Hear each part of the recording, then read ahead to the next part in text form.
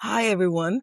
I wanted to give you the context or remind you of the context of John. We're going through this 21-day Bible reading challenge, going through the book of John, the Gospel of John. And this is the Bible Revival Collective. And we use challenges to help people build the habit of Bible reading, consistent Bible reading, build the habit of consistent studying of the Bible. And we help all the challenges also help you to grow your thirst and your love and your passion for the Word of God.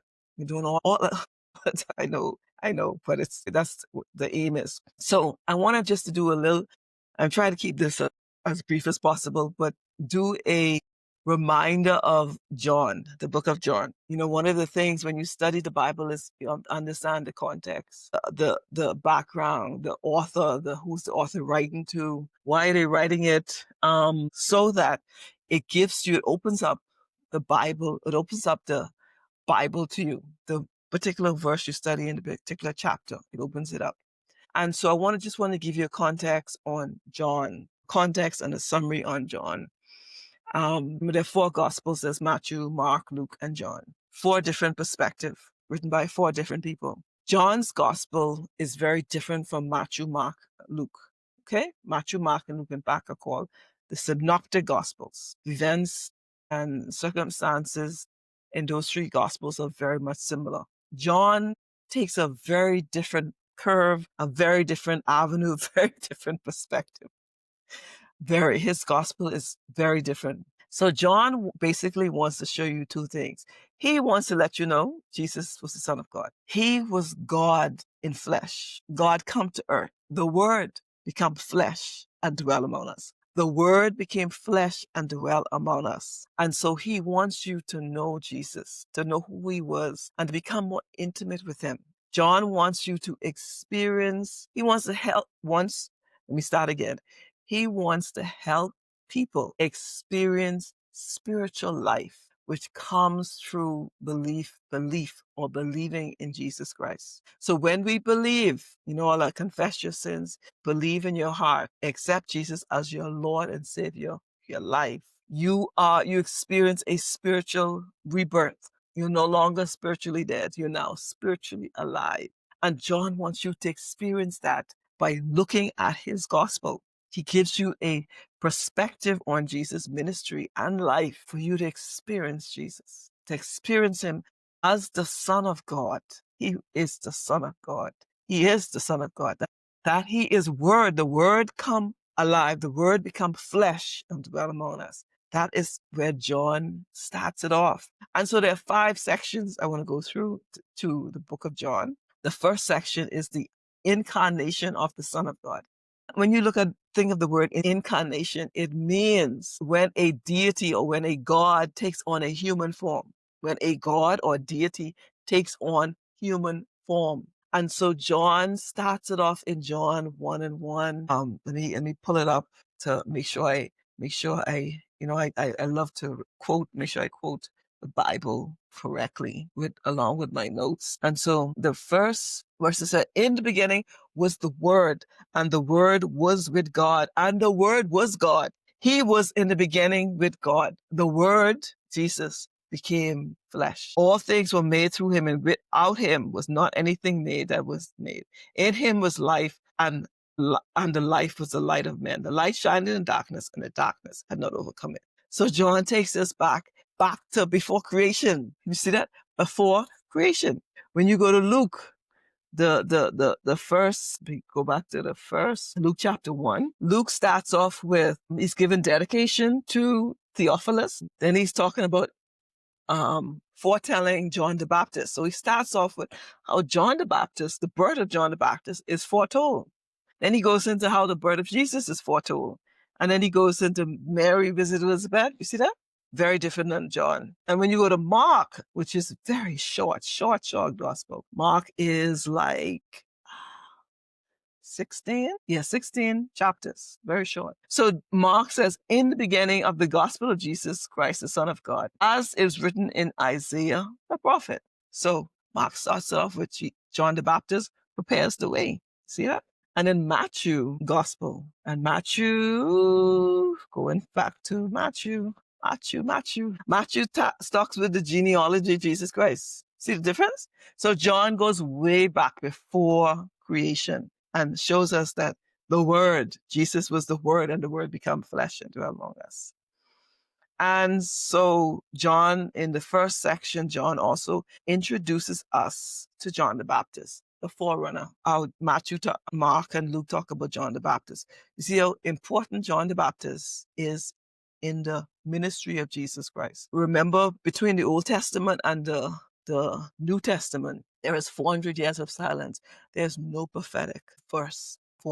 John, when the New Testament starts, John the Baptist is the prophetic voice that we hear after 400 years of silence. I always think about that. That is so powerful. And so the first section, we see the incarnation. Remember? In the word incarnation means a deity takes on flesh or human flesh. So, and then John also introduces us to John the Baptist, who we know is the forerunner of Jesus. And John gives us sort of like a glimpse of the opposition and the challenges that Jesus was going to have in his ministry. The second section of this book in John talks about now John presenting to us the Son of God. Remember, that's John's whole aim is to show us. And I wanna give you the chapters, the references, and the book. Remember, tools.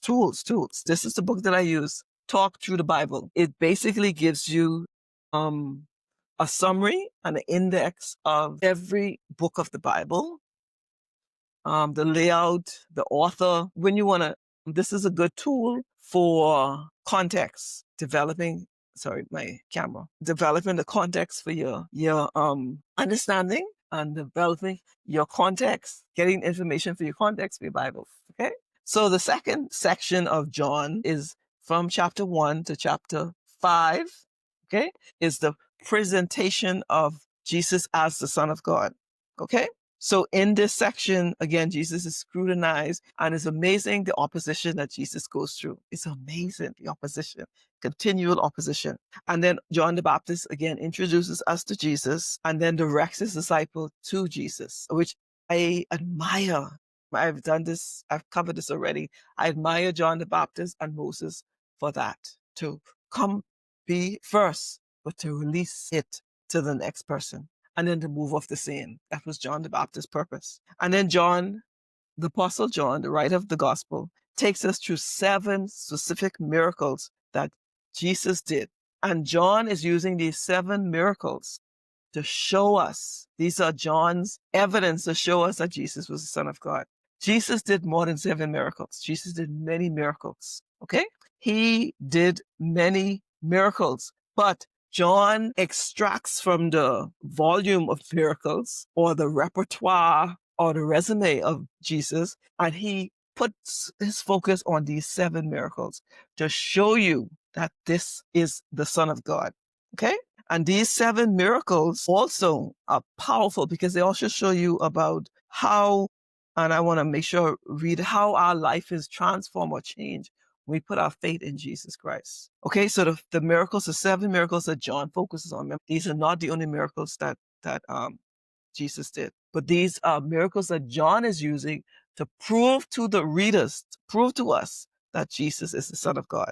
The water into wine, turning of the water into wine, healing of the nobleman's son. And when you think about it, spiritual restoration, healing of the paraplegic, 38 years. Jesus, take up your bed, take up your mat and walk, feeding of the 5,000. And when you look at that spiritually, Jesus can satisfy our spiritual hunger. Walking on water. Jesus can transform your fear into faith. Walking on water. A man can't walk on water.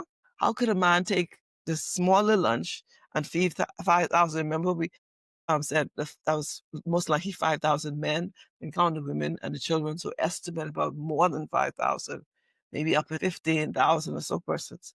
So that was a huge crowd. So to be able to do a miracle like that, no mere man. See, John is building his case. And what you see is like this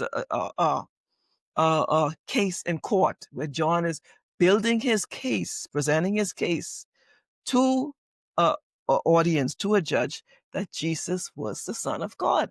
And then the giving sight to the blind man. So Jesus has power over darkness, power over darkness. And then raising of Lazarus.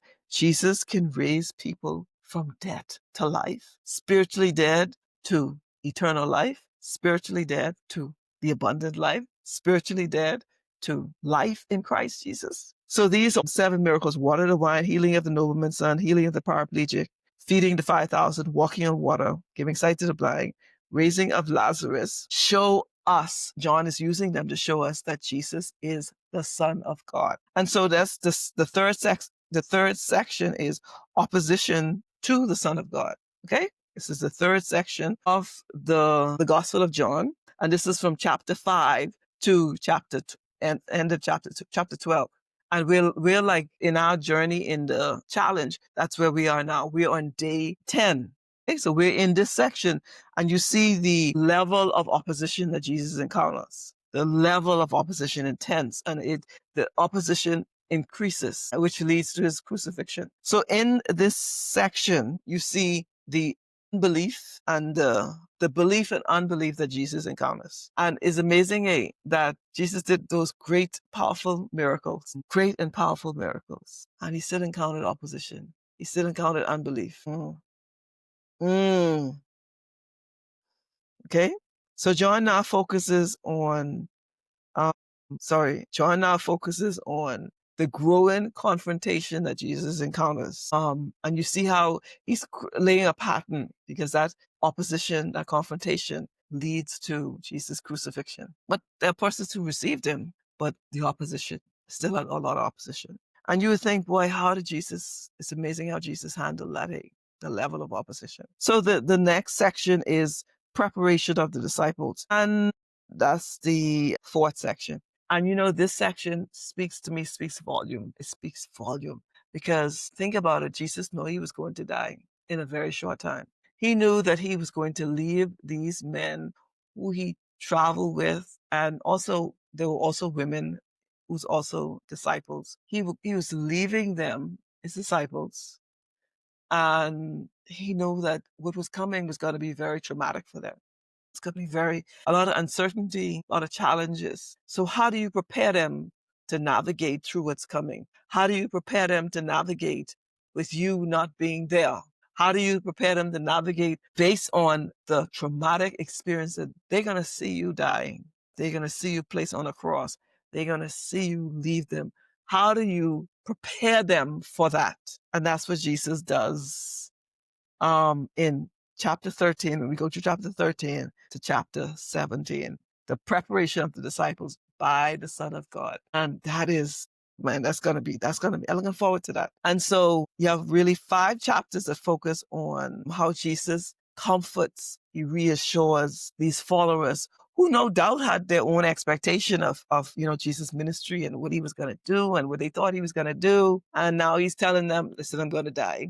I'm going to leave you. We hang together. We chill together. We did life together, but I'm going to go. I must go. My purpose was to come, spend a short time, and then to go. And so you can imagine the response of his followers. And so these chapters are very, very powerful, very emotional when we go through them in our challenge. Okay.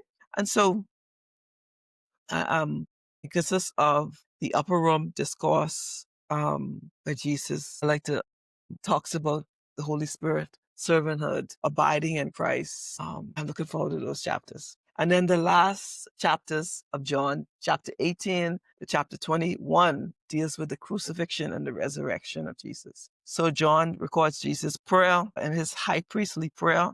He prays for his disciples. He prays for all who believe in him. John then records Jesus' arrest, his trial before the various different persons, his crucifixion, and he becomes the Lamb of God to take away the sins of the world. And then John then records Jesus' resurrection. And the resurrection, Jesus died, rose again, and went back to be with his Father, is the ultimate sign. Listen, guys, he was the Son of God. Look at all this stuff he did. That's what John is saying. Look at all the stuff he did. He is the Son of God. He's the Son of God. So the resurrection is the ultimate sign, the ultimate. What else? What else do I need to say? It's the ultimate sign that Jesus Christ is the Son of. And so as we continue in this challenge, I want to encourage you, let's keep going, keep going, keep going. But I wanted to give you this overall perspective of what John is wanting to show us in this gospel, what he's putting together. He's putting together all of this information as evidence for you to see that Jesus is the Son of God. That when you believe on Jesus, when you accept him as your Lord and Savior, you experience a spiritual rebirth. You experience eternal life. You experience moving from spiritual death to life in Christ, eternal life. So let's go, let's go, let's go. We're going to finish this challenge and we're going to get you this really powerful.